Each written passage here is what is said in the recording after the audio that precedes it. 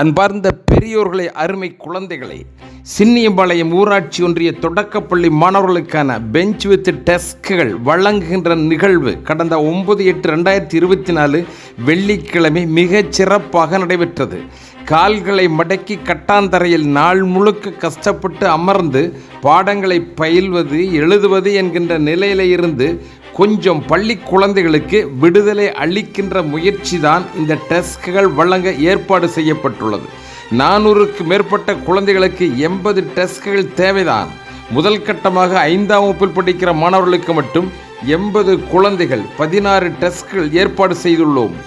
Peelamedu Sri Lakshmi steel உரிமையாளர் திரு கோவர்த்தனன் அவர்கள் தன் பணிமனைக்கு அழைத்தார், பார்வையிட வைத்தார். பல பள்ளிக்கூடங்களுக்கு தயார் செய்து வழங்கிய பல்வேறு வடிவிலான மேஜை, நாற்காலிகள், பெஞ்சுகளை எல்லாம் காண்பித்தார். நம் குழந்தைகளுக்கு தேவையான பெஞ்ச் வித் டெஸ்க்குகள் தரமான முறையில் தயாரிக்க உறுதியளித்தார்.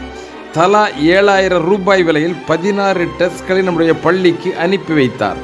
சின்னியம்பாளையம் ஊராட்சி பள்ளி மேலாண்மை குழு, நுகர்வோர் உரிமைச் சங்கம், பள்ளி நிர்வாகம், ஆசிரியர்கள் சார்பாக ஊராட்சி தலைவர் திருமதி ராஜலட்சுமி தலைமையில் நடைபெற்ற டெஸ்க்கள் வழங்குகின்ற நிகழ்வில் நிதி வழங்கிய நன்மக்களுக்கு பாராட்டுதலும் நன்றியும் தெரிவிக்கப்பட்டது.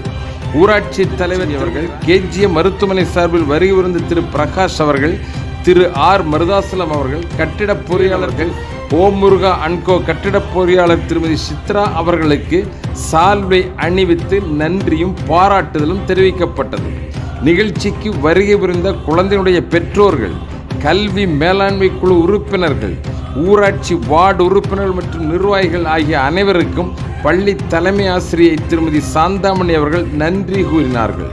அன்பார்ந்த சகோதர சகோதரிகளே, அடுத்த கட்டமாக 4ஆம் வகுப்பு படிக்கின்ற 82 குழந்தைகளுக்காக மேலும் 16 டெஸ்ட்கள் ஆர்டர் கொடுக்கப்பட்டுள்ளது. ஒரு வாரத்தில் அவை தயாராகிவிடும். நமக்குத்தான் நிதி தயாராக வேண்டியுள்ளது. நம் கல்வி குழந்தைகளுக்கு நம்மால் முடிந்த உதவிகளை செய்வோம். கல்வி வளரட்டும், நமது தலைமுறை உயரட்டும், நம்முடைய சின்னியம்பாளையம் கிராமம் மேலும் மேலும் சிறப்படையட்டும். நன்றி, வணக்கம்.